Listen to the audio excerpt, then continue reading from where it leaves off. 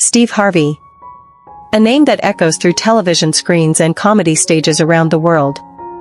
But before the fame, before the wealth, before the crown of becoming one of the most celebrated entertainers of our time, there was a boy who struggled to speak, a boy who walked through the sting of poverty, and a boy who dared to dream bigger than anyone around him believed he should.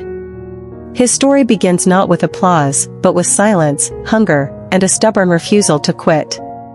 Harvey was born in Welch, West Virginia, on January 17, 1957, into a world where dreams were luxuries few could afford.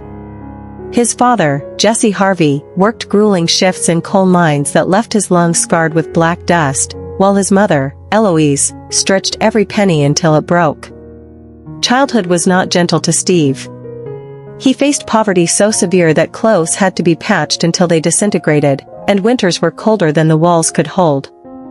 And layered over that hardship was his stutter, a speech struggle that turned every classroom into a battlefield. The moment that would scar him forever came when a teacher asked students to write what they wanted to be when they grew up.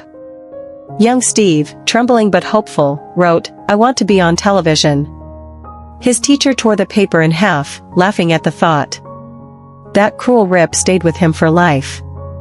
His father, however, gave him a command that became scripture: write it again. Put it on the wall. Read it every morning and every night. And so he did, carrying that dream like a torch through the darkness, vowing one day to prove them all wrong. Graduating from Glendale High School in 1974, Harvey carried that promise like fire in his chest. But life did not open its doors easily. He worked a series of jobs that scraped the edges of his soul: mail carrier, carpet cleaner, insurance salesman, mechanic, even a boxer. Each job left him exhausted, broke, and still nowhere near his dream. Yet through all of it, the vow to be on television pulsed like a heartbeat. Then one night in 1985, inside a dimly lit Cleveland club, destiny came calling. A friend dared him to take the stage at an open mic night. Harvey stepped up, fear pounding in his chest, and delivered a joke that made the room explode with laughter. It was as if the universe cracked open and whispered, "This is who you are." When the host handed him $50, Harvey walked into the night with tears streaming down his face. "I was born tonight," he said to himself. The next morning, he quit his job. But dreams demand sacrifice. For 3 long years after that breakthrough, Harvey lived in the backseat of a 1976 Ford. The car was his home, his kitchen, and sometimes his prison. He showered in public pools, stretched sandwiches across days, and prayed through hunger. He recited his dream every night in the silence of that car, believing that if he could just hold on a little longer, life would change. And one night, just as he was ready to quit, 2 phone calls saved him, 2 gigs that paid just enough to buy a flight to New York, where showtime at the Apollo awaited him.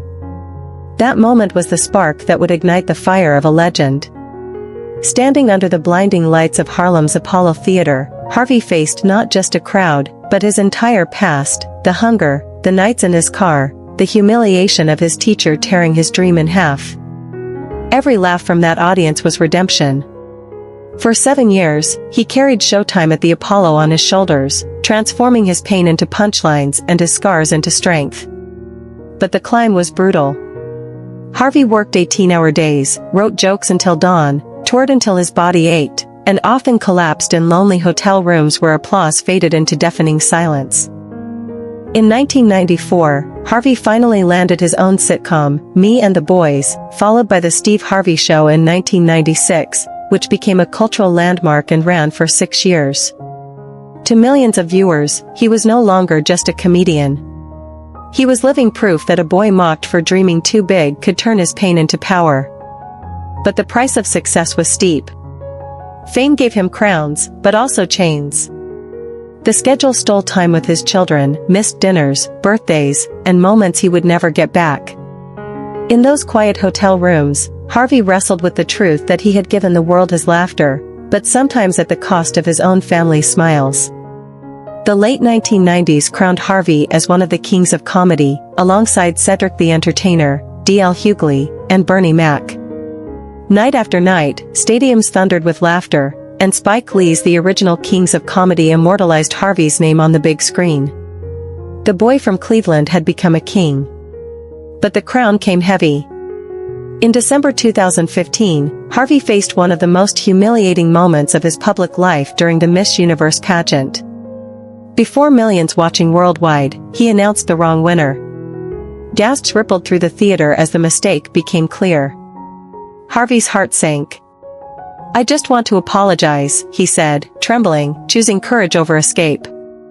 The internet was merciless. Memes, jokes, and headlines declared his career over. But Harvey did the unthinkable. He returned the very next year to host Miss Universe again. This was no longer about entertainment. It was about reclaiming his voice, proving that honor is not about never falling, but rising when the whole world is laughing at you. That return was one of the most powerful moments of his career, a living lesson in resilience. Behind the cameras, Harvey's life was not just a story of triumph, but also of heartbreak. His first marriage to Marcia ended in 1994 after years of financial struggle and missed moments at home. The children, twin daughters Brandy and Carly, and son Broderick Jr., often asked where their father was.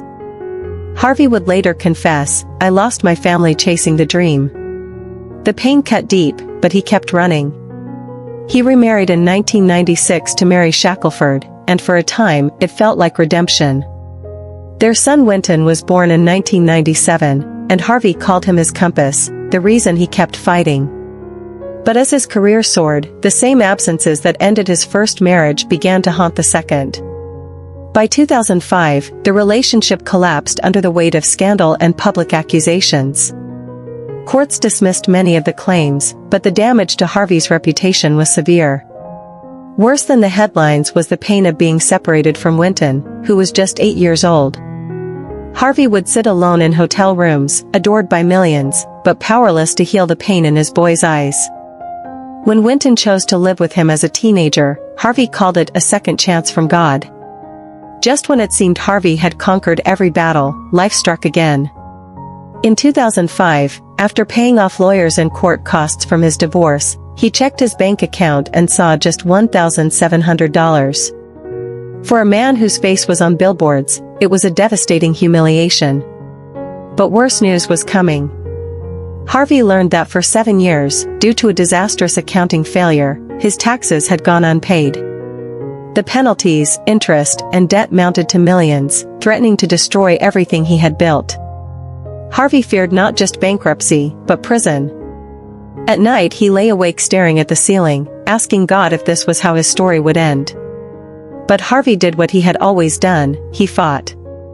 He woke up before sunrise every day to host his radio show, filmed television by day, performed stand-up by night, and stacked every dollar toward paying off the debt. "Every joke I told back then was paid for in fear," he admitted.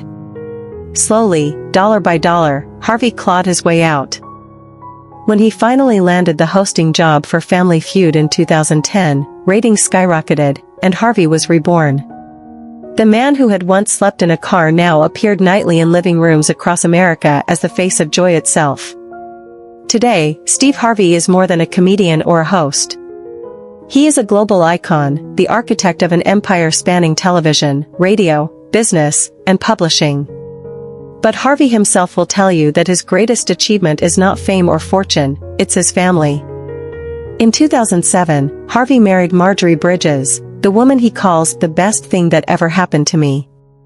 Together they built a blended family of 7 children, turning wounds into a new foundation of love. Harvey gave her children his last name, and over time, they gave him their trust. In 2015, during a televised tribute, Marjorie's son Jason looked Steve in the eyes and said, "You gave me your last name. There's no one better than you, Dad." Harvey broke down in tears, not as a celebrity, but as a man who had been forgiven. It was the redemption he had prayed for since the days he slept in his car. Today, Harvey stands not just as a man who made the world laugh, but as living proof that no matter how deep the fall, no matter how sharp the pain, you can rise again, and build a life even more beautiful than the dream you started with.